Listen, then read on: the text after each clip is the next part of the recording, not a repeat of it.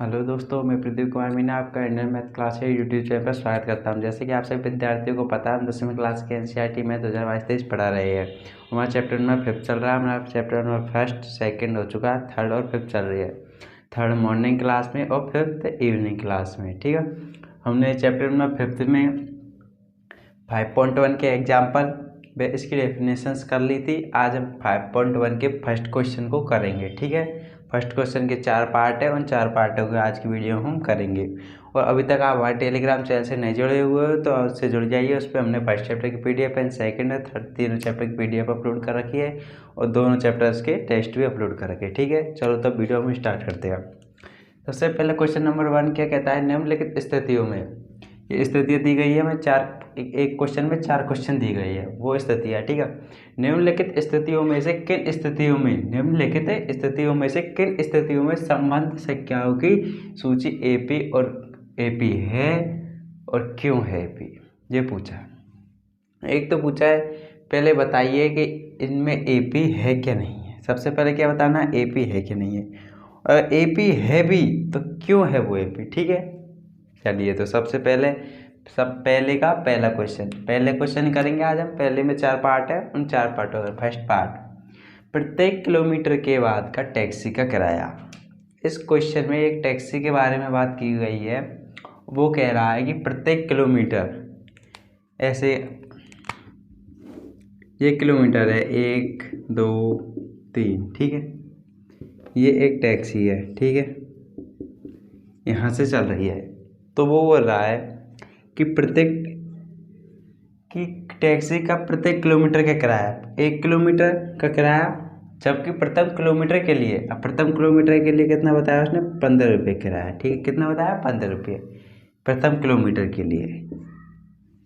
और प्रत्येक अतिरिक्त किलोमीटर के लिए, इससे अतिरिक्त किलोमीटर लगाएंगे तो हम इसमें 15 में 8 और जोड़ दो तो इसका हो जाए कितना, 15 और 8 23, तो यहाँ तक का 23 रुपये हो जाएगा। इससे अतिरिक्त 1 किलोमीटर और जाना है तो फिर 8 जोड़ दो इसमें, फिर कितना हो जाएंगे, 31। इस प्रकार ये क्वेश्चन बोल रहा है। फिर से समझेंगे, प्रत्येक किलोमीटर के बाद का टैक्सी का किराया, वो क्या कह रहा है, प्रत्येक किलोमीटर के बाद का टैक्सी का किराया। ठीक है, या तो इसको ये कह लो, एक बात को 2 तरह से कह रहा है। या तो वो कह रहा है कि प्रत्येक किलोमीटर का टैक्सी का किराया ये रहा, या प्रथम किलोमीटर, यानी ये प्रथम किलोमीटर कौन सा है, ये पहल क्या है, उसका किराया 15 रुपये है।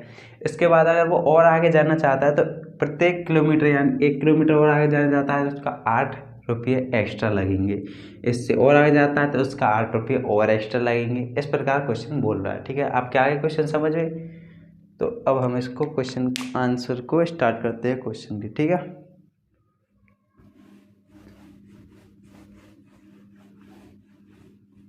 करो स्टार्ट।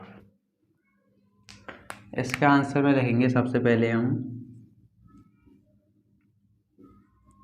माना टैक्सी का प्रथम किलोमीटर का, प्रथम आप के एम लिख दीजिए डायरेक्ट, किलोमीटर का किराया कितना है, मान लो अभी x है, क्योंकि हम प्रथम पद समांतर श्रेणी में क्या मानते हैं, ए मानते हैं, इसलिए हमने प्रथम किलोमीटर किराया a है। ठीक है, तथा वो क्या रहा है, प्रथम किलोमीटर के लिए किराया तो 15 रुपये था। प्रत्येक अतिरिक्त किलोमीटर के लिए क्या मानेंगे, तथा प्रत्येक अतिरिक्त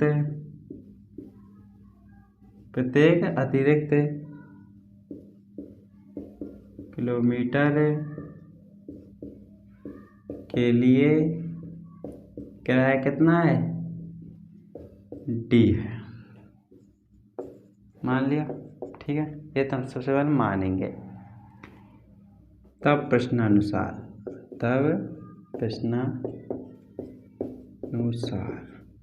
अब सबसे पहले देखेंगे हमें किस किस की वैल्यू दे रखी है। प्रथम टैक्सी का प्रथम किलोमीटर का किराया दे रखा है तो हम मानेंगे a बराबर 15। ठीक है, डी का मान कितना है, 8 रुपये, और ये 15 रुपये, ठीक है। ए डी का मान है, हमें इससे A1 A2 और A3 तीन पद याद करने हैं। तीन पद से हमें पता चल जाएगा समांतर श्रेणी है क्या नहीं है, ठीक है। A1 A2 A3 निकालिए। A1 तो 15 ही रहेगा, वो कह रहा है कि 1 किलोमीटर यानी 15 किलोमीटर चल लिया, इसके आगे अगर 1 किलोमीटर और चलना चाहता है तो उसमें 8 रुपये और ऐड हो जाएंगे, तो 15 8 23। इसके बाद वो कह रहा है 2 किलोमीटर के बाद अगर वो 1 किलोमीटर और अतिरिक्त चलना चाहता है फिर 8 रुपये जुड़ जाएंगे, तो इसका मतलब 31। और इस प्रकार ही समांतर श्रेणी एक जो श्रेणी है वो चलती रही सूची। अब देखिए आप इसमें क्या देखेंगे, आप इसमें सबसे पहले हमें AP की सत्यता की जांच करने के लिए कि AP है क्या नहीं है, इसके लिए क्या करते थे, मैंने आपको एग्जाम्पल 2 में बताया था और 1 में बताया था कि जब दूसरे प्रथम पद का अंतर इस प्रकार समान आ जाए, क्या 23 - 15 31 - 23 बराबर आ जाए, इसका मतलब है प्रत्येक पद में अंतर समान है, प्रत्येक पद में एक ही संख्या जोड़ती जा रही है आगे तक, ठीक है। अब जैसे हम इसकी सत्यता की जांच करेंगे तो क्या लिखेंगे बताओ, A2 - A1 लिखिए यहाँ पर। A2 - A1 बराबर कितना होगा, 23 - 15 बराबर 8, A2 माइनस बताओ इसके बाद क्या आएगा, A3 - A2 बराबर 31 - 23 बराबर 8, ठीक है। जब ये दोनों बराबर आ जाए, मैंने कहा था AP होगी, दोनों का मतलब है कोई से पद दोनों आपस में बराबर आ जाए, इन तीनों का अंतर, तो वो AP होगी, ठीक है। तो इनका अंतर बराबर आ रहा है, इसका भी 8 है, इसका भी 8 है, इसलिए अब क्या होगी बताओ, इसलिए ये है स्थिति बता रहा है ना किन स्थितियों में, तो इसलिए है स्थिति AP में होगी, ठीक है। आगे आपके समझ। सबसे पहले हम क्या करेंगे, एक बार और देख लीजिए इसको। सबसे पहले तो हमें जितना रखा है इसको मानेंगे, माना प्रथम किलोमीटर का किराया A है तथा प्रत्येक अतिरिक्त किलोमीटर का किराया D है, सारा अंतर मान लिया हमने, ठीक है। तब प्रश्न अनुसार A बराबर 15 D बराबर 8 रुपये लिख देंगे।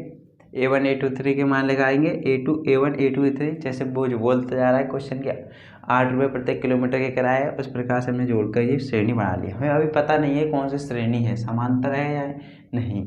इसके लिए A2 - A1 मैंने आपको फॉर्मूला बता रखा है, अगर ये फॉर्मूला दोनों बराबर आ जाए, ये दोनों बराबर आ जाए, इसका मतलब क्या होगा कि ये समांतर श्रेणी है। तो इसके सबसे पहले इनके मान और इनके मान निकालेंगे, तो इसको माइनस किया तो ये आया, इसको माइनस किया तो ये आया, इन दोनों को माइनस करके दोनों को मान आ गए 8 बराबर 8 का मतलब इस समीकरण को ये संतुष्ट कर रही है, ठीक है। इन सभी के मान इसको संतुष्ट कर रही है, इसका मतलब ये इस स्थिति में AP होगी, यह स्थिति AP में होगी। तो आपका फर्स्ट पार्ट हो चुका है, क्वेश्चन नंबर 1 का फर्स्ट पार्ट, आप इसको नोट डाउन कर लीजिए।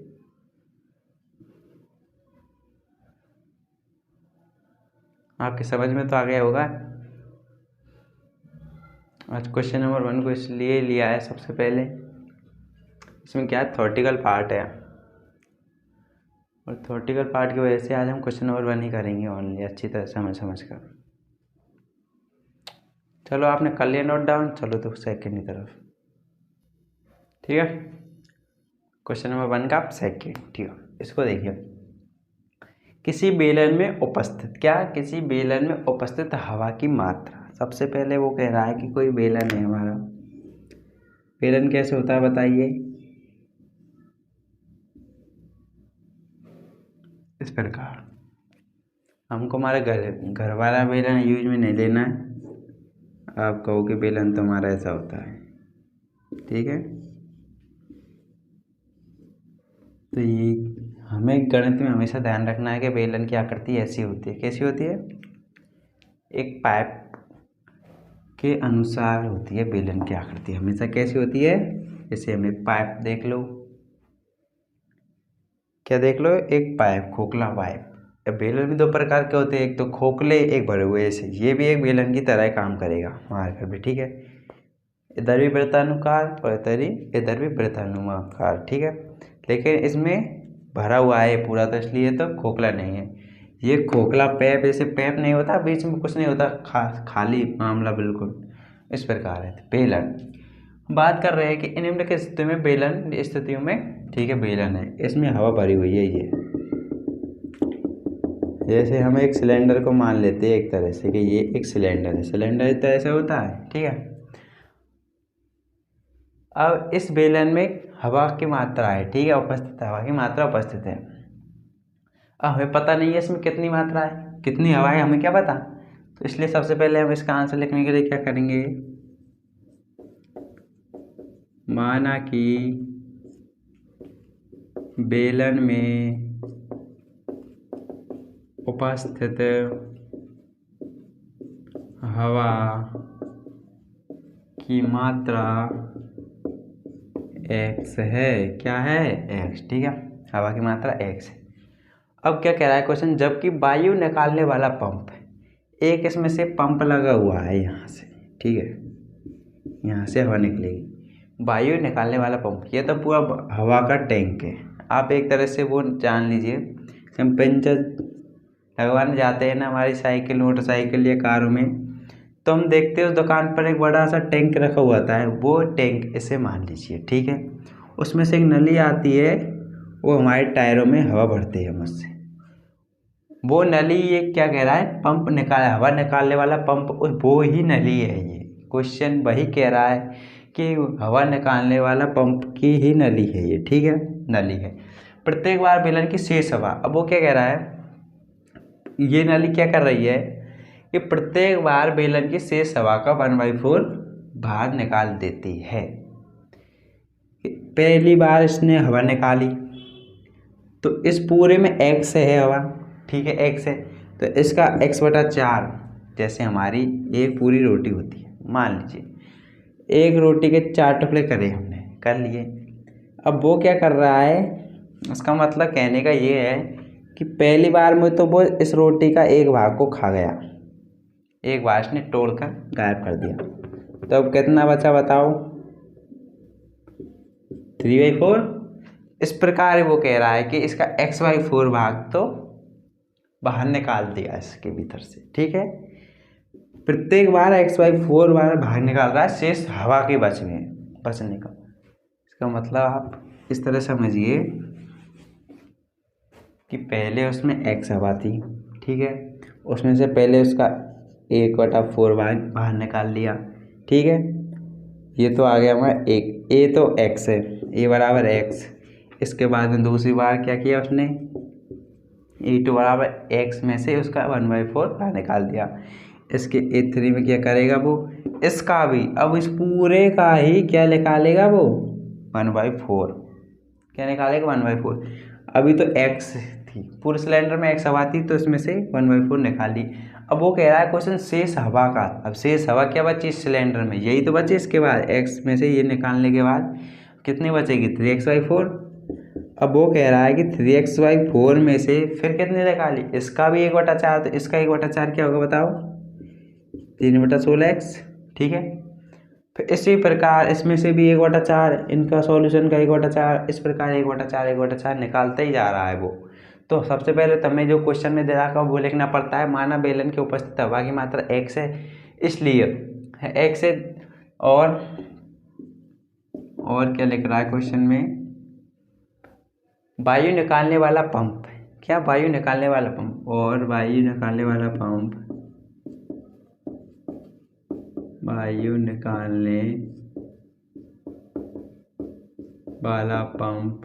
निकालने वाला पंप बेलन की शेष हवा को,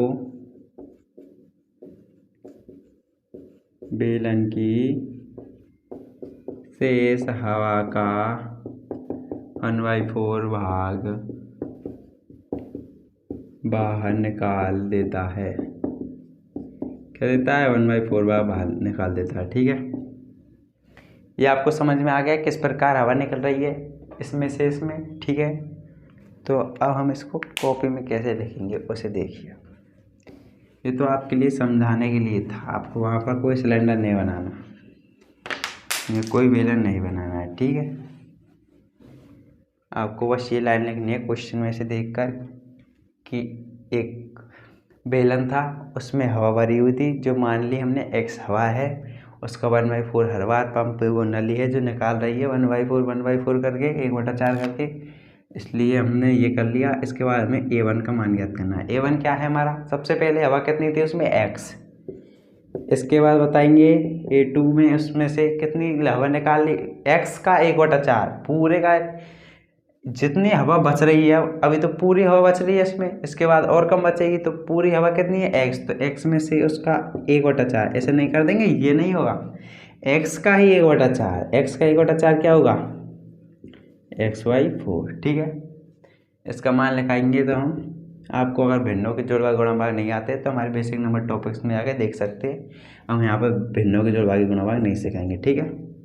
3x/4, इसके बाद क्या आएगा A3, अब A3 क्या कहेगा, शेष हवा, अब A3 में सबसे पहले तो x थी, x के बाद 3x/4, अब 3x/4 में से कितनी निकालेंगे, इसकी, ये तो शेष हवा है, इसका भी 1/4 निकालना है हमें, कैसे 3x/4 इंटू 1/4, ठीक है। तो ये कितना होगा 3x/4, बताओ जल्दी, माइनस 3x/8 बराबर, करो मल्टीप्लाई इनको, कितना आएगा 8, LCM लिया तो दिया 6x माइनस 3x, तो ये आएगा 3x/16, ठीक है। इस प्रकार बच रही है 3x/8, ठीक है। देख लीजिए आप A1 A2 A3 के मान इस प्रकार आ रहे हैं।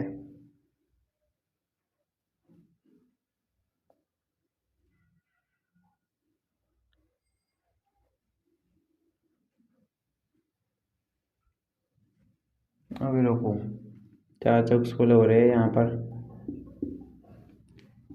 4 का 4 बजा, 4 तिया 12, 12 में से 3 गए तो कितना बचा, बताओ, 12 में से 3 गए तो 9 बचा, तो यहाँ पर कितना बचेगा 9x/16, ठीक है।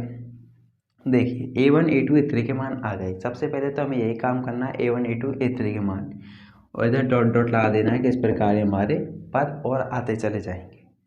इसके बाद हमें क्या ज्ञात करना है, हमें एक ही चीज़ A2 - A1, बताओ क्या आएगा A2 - A1, 3x/4 minus x, ठीक है। इसमें से गायब करो 4x, तो माइनस x/4 बचेगा इसमें से, तो ठीक है। इसके बाद बात करेंगे अब A3 - A2, ठीक है। ये दोनों ज्ञात करेंगे तभी तो हमें फॉर्मूला पता चलेगा, क्योंकि A2 - A1 बराबर ये है और A3 - A2 बराबर क्या बताओ 9x/16 माइनस A2 का मान 3x/4, ठीक है। इनका एलसीएम लेके हल कीजिए इसको, क्या आएगा बताओ 16 9x minus 4 12x minus 3x/16, ठीक है। ये आ गया A2 - A1 का मान, A3 - A2 का मान, इसलिए A2 - A1 not equal to A3 - A2।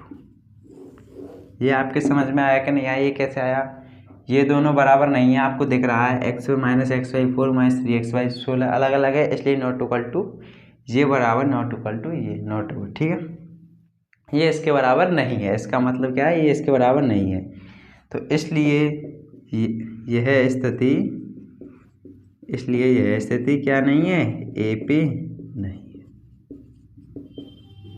ठीक है। आपकी समझ में आ गई ये स्थिति AP क्यों नहीं है, क्योंकि ये इसके बराबर नहीं है। इससे पहले के ये दोनों बराबर थे, इसलिए AP आ गई। आपको पूरा क्वेश्चन समझ में आ गया होगा, आपके समझ में नहीं आया तो इसको एक बार रिपीट करके देखिए, बिल्कुल मैं आराम से धीरे धीरे समझाया और आप इसको नोट डाउन कर लीजिए।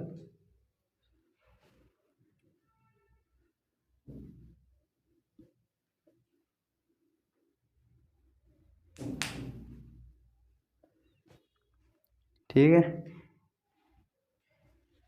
BLN वाला हो गया। अब इसके बाद क्या आएगा, और आने वाला है खुदाई वाला, ठीक है। कर लिया नोट डाउन, चलो तो फिर थर्ड की तरफ। ठीक है। निम्नलिखित स्थिति, ये तो आपको क्वेश्चन ही है। अब आ गया आपका फर्स्ट क्वेश्चन का थर्ड क्या कहता है, प्रत्येक मीटर की खुदाई के बाद, यह क्वेश्चन अब खुदाई का आ गया। कोई खेत है या कोई जगह है, उसकी खुदाई चल रही है। वो जगह नहीं है, कुआं ही मान लो आप। इस प्रकार ये कुआं है, इसमें मिट्टी है, ये फुल अभी तो खुदाई चल ही रही है, कुआं बनाया जा रहा है फिलहाल में। ठीक है, तो अब ये क्या कह रहा है, एक कुआं खोदने में आई लागत। सबसे पहले तो एक कुआं खोदने में कितनी लागत आनी चाहिए। ठीक है, इस क्वेश्चन में बात चल रही है इस कुआं खोदने में पूरी आई लागत की बात। ठीक है, और पर मीटर के हिसाब से 1 मीटर 2 मीटर 3 मीटर इस प्रकार ये मीटर चल रहे हैं मीटर। ठीक है, जब प्रथम मीटर की लागत 150 रुपया, इतना 1 मीटर तक खोद दिया कुआं, इसमें 150 रुपये लग रहे हैं। क्या लग रहे हैं, 1 मीटर के 150 रुपये लग रहे हैं। और उसके बाद प्रत्येक मीटर की खुदाई के, अब प्रथम मीटर के तो 150 लग गए, इसके बाद अब कर रहे हैं वो ऐसे एक के साथ दूसरा मीटर करा तो इसमें प्लस 50 और कर दो 200 मीटर। ठीक है, अब 2 मीटर के बाद तीसरा मीटर करा तो इसमें प्लस 50 और कर दो 250 मीटर। इस प्रकार ये चलती जा रही है। अब आपके समझ में आ गया किस प्रकार को खुद रहा है, किस प्रकार क्या हो रहा है काम। तो अब हम इसको कॉपी में कैसे लिखेंगे उसे देखिए आप। ठीक है, जैसे आपने फर्स्ट क्वेश्चन का फर्स्ट किया था, क्या किया था फर्स्ट का फर्स्ट में माना, क्या माना, प्रथम मीटर की खुदाई की लागत माना कुएं के प्रथम मीटर की खुदाई की लागत क्या है, क्या मानते थे हम प्रथम की, बताओ जल्दी। ए है, तथा इसके बाद क्या करेंगे, प्रत्येक मीटर खुदाई की लागत, प्रत्येक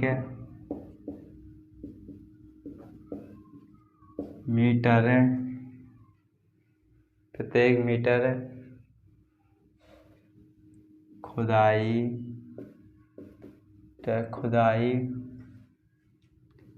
की लागत में 50 रुपये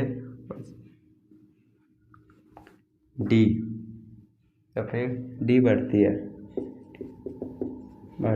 ठीक है, तब प्रश्न अनुसार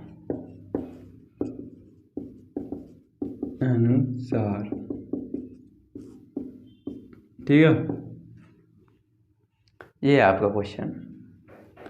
अब आप इसमें देखोगे सबसे पहले कि A1 बराबर क्या है, A। तो सबसे पहले आपको A का मान तो दिया हुआ है 150 रुपये।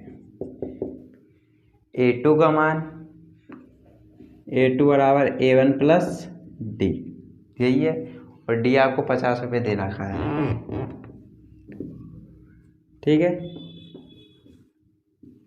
आप यहाँ ये मत सोचना कि ये सारवंतर है, ये हमने माना है बस कि डी लागत बढ़ रही है, घट नहीं रही। पहले क्या हो रहा था, -1/4 निकाल रहा था तो यहाँ पर माइनस आ रहा था, अब यहाँ पर प्लस डी जुड़ रहा है तो यहाँ पर प्लस डी आ रहा है। ठीक है, इसको भी ध्यान रखना, एक बाहर निकाल रहा है और एक भीतर, इसमें और जोड़ा जा रहा है, बढ़ रहा है और घट रहा है। ठीक है, तो A2 का मान क्या हुआ, A1 150 और D कितना है 50, तो कितना हुआ 200 रुपये।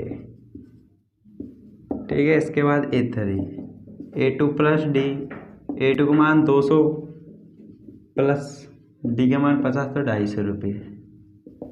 ये इस प्रकार A1 A2 A3 के मान आ रहे हैं और ये इस प्रकार ही क्रम वाइज बढ़ते जा रही है इस प्रकार। ठीक है, इसके बाद क्या करेंगे हम, वही मान निकालेंगे A2 माइनस A1 और A3 माइनस A2 निकालिए। A2 माइनस A1 सबसे पहले, A2 कितना है 200 माइनस A1 150 बराबर 50 रुपये। ठीक है, अब निकालिए A3 माइनस A2, A3 कितना है 250 माइनस A2 कितना है 200 बराबर ये कितना है 50 रुपये। इसका मतलब चूँकि ये दोनों बराबर है इसलिए, क्योंकि इसका मान ये है और इसका मान वो है, इसलिए A2 माइनस एन बराबर A3 माइनस A2 बराबर है। अतः इस स्थिति में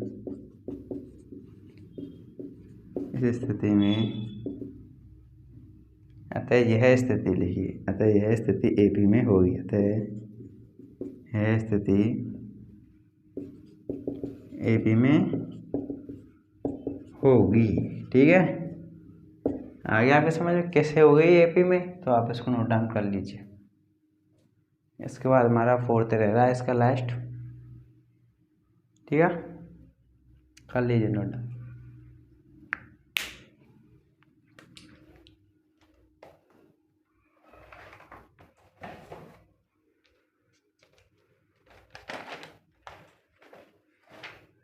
कर लिया नोट डाउन। चलो तो फिर अब आगे।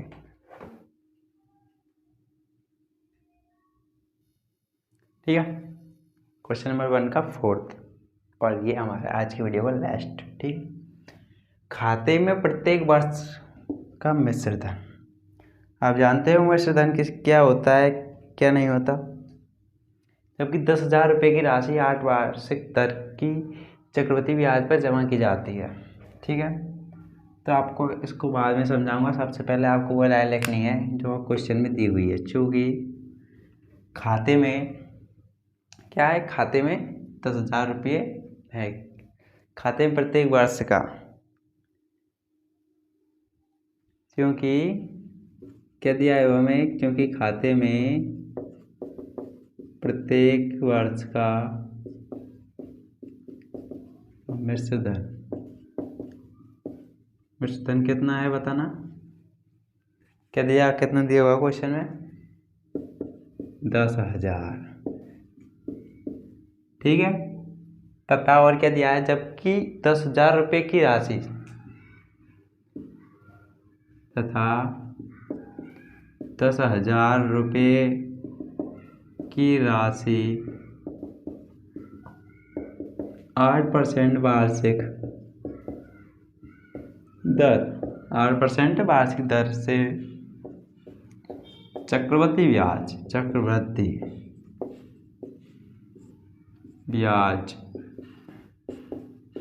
पर जमा की जाती है। ठीक है, जमा हो रही है राशि। और इसमें सबसे पहले आपके सामने दो चीज़ आई। एक तो वार्षिक दर क्या होती है, मिश्र धन क्या होता है और चक्रवृद्धि ब्याज क्या होता है। तो सबसे पहले हम बताएंगे वार्षिक दर वो होती है हर वर्ष बढ़ती है। ऐसे एक वर्ष की दर है 8%, एक राशि का 8%। ठीक है, एक राशि का 8%, दूसरे वर्ष की फिर 8%। इस प्रकार प्रति वर्ष जो दर बढ़ती रहती है, जैसे ये ब्याजों में काम आती है ज़्यादातर। 8% वार्षिक दर की तरह से ब्याज लेना है। कोई व्यक्ति किसी से ब्याज लेता है तो वो किस दर से, वार्षिक दर से ब्याज लेता है। ठीक है, अब ब्याज होता है चक्रवृद्धि ब्याज और मूल ब्याज। मूल तो ये रहा आपका, मूल राशि तो ये रही है, चक्रवृद्धि ब्याज। इसमें दो चीज़ें आ रही है, आपको इनके भीतर जाने की इतनी कोई ज़रूरत नहीं है। हमें तो बस उसने समांतर श्रेणी के बारे में पूछा है तो उसके बारे में हम चलते हैं चर्चा। ठीक है, क्या लिखेंगे, सबसे पहले बोल रहा है कि खाते में प्रत्येक वर्ष का मिश्र धन कितना है 10,000। इसका मतलब क्या है, इसलिए प्रश्नानुसार A1 बराबर कितना दिया हुआ है 10,000। ठीक है, A2 बराबर 10,000 प्लस कितना 10,000 रुपये की 8% चक्रवृद्धि ब्याज। अब इसको कैसे बनाएंगे आप चक्रवृद्धि ब्याज का, सबसे पहले आपको सूत्र याद होना चाहिए जो आपको याद नहीं है। तो आप पहले कॉपी में एक तरफ लिख लेंगे चक्रवृद्धि ब्याज का सूत्र। लिखिए चक्रवृद्धि ब्याज का सूत्र। ऐसे इसी क्वेश्चन में काम आने वाला है और किसी में नहीं आएगा। चक्रवृद्धि ब्याज बराबर मूल ब्याज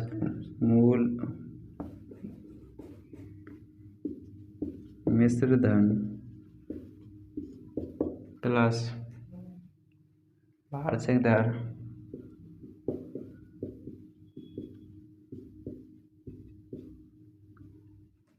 देखिए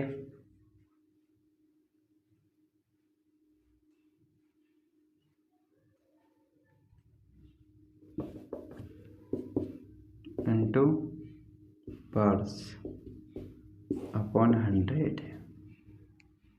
ठीक है, इसको पहले आप एक तरफ नोट डाउन कर लीजिए। इस सूत्र को अब यहाँ पर लगाएंगे हम, देखिए कैसे लगाते हैं।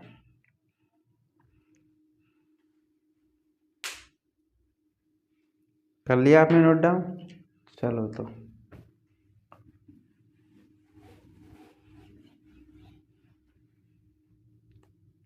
मिश्र धन कितना है पूरा 10,000। ठीक है, इंटू वार्षिक दर 8 इंटू वर्ष, एक वर्ष का ही पूछा है ना अभी। तो प्रत्येक वर्ष तो एक वर्ष लाएंगे नीचे 100।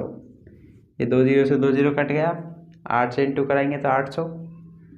तो 82 का मान कितना आ जाएगा 10,000 प्लस 800 बराबर 10,800। ठीक है, इसके बाद में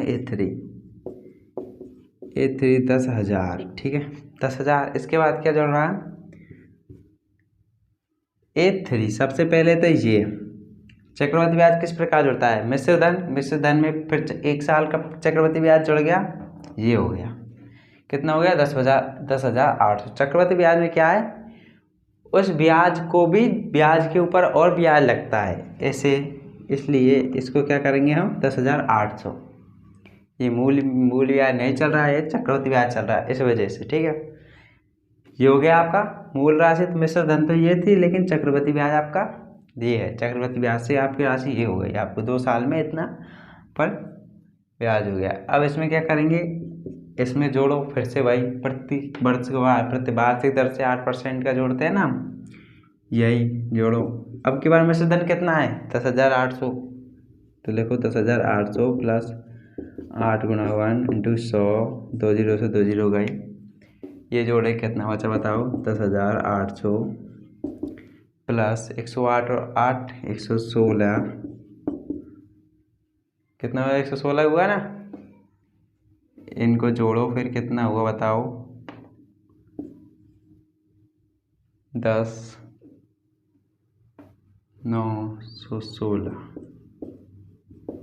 देखिए एक बार आपके समझ में आया कि नहीं आया।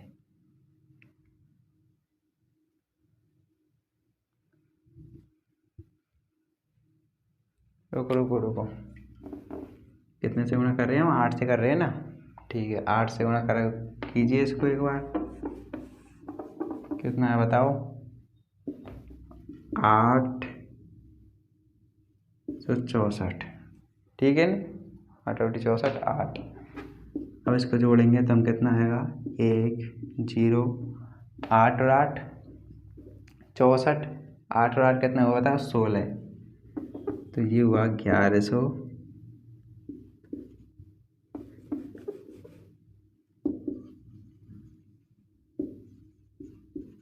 46611 11,664 रुपये। ये आपका क्या आ गया A3। ठीक है, A3 आ गया आपका।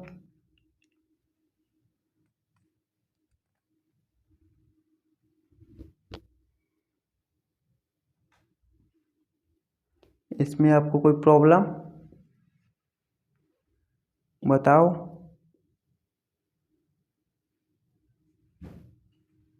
ठीक है, चलो तो फिर आगे चलते हैं। यही आएगा, एक बार और देख लीजिए 11,000 10,800 है, इसमें 2 जोड़ा 10,000 सही है। ठीक है, इसके बाद क्या आएगा बताओ अब लिखेंगे हम A3 minus A2। A3 minus A2 क्या है बताओ? 11,664 माइनस A2 कितना है? 10,800।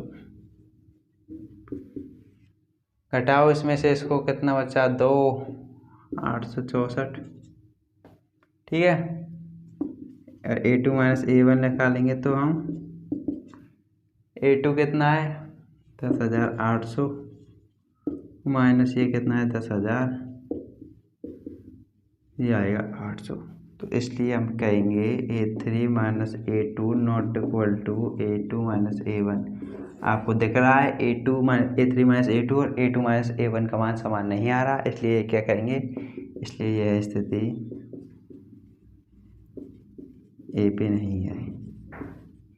क्या नहीं है? ये स्थिति ए पे नहीं है। ठीक है, आपको समझ में आ गया? समझ नहीं आया होगा तो एक बार और इसको रिपीट करके देख लीजिएगा। आप इसको नोट डाउन कीजिए, लास्ट क्वेश्चन हो गया।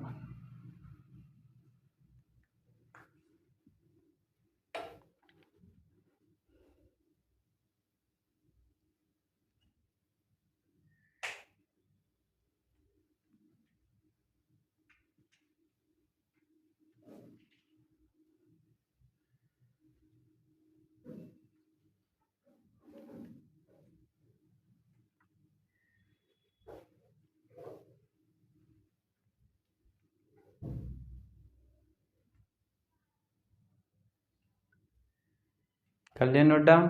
चलो तो फिर आज की वीडियो में यही समाप्त करते हैं। हमारा 5.1 का फर्स्ट क्वेश्चन हो चुका है, इसके 4 पार्ट। नेक्स्ट वीडियो में 5.1 के क्वेश्चन नंबर 2 और 3 करेंगे। तब तक के लिए आप और एग्जाम्पल्स को, एक्सरसाइज को क्लियर करते रहिए। आप पर हो जाए तो, नहीं हो तो हम तो करवाएंगे। ठीक है। आपको वीडियो अच्छी लगी हो तो वीडियो को लाइक कीजिए, चैनल को सब्सक्राइब कीजिए एंड ज़्यादा से ज़्यादा दोस्तों को शेयर कीजिए, जिससे और आपके दोस्तों को भी सहायता मिल सके। ठीक है, तो बाय।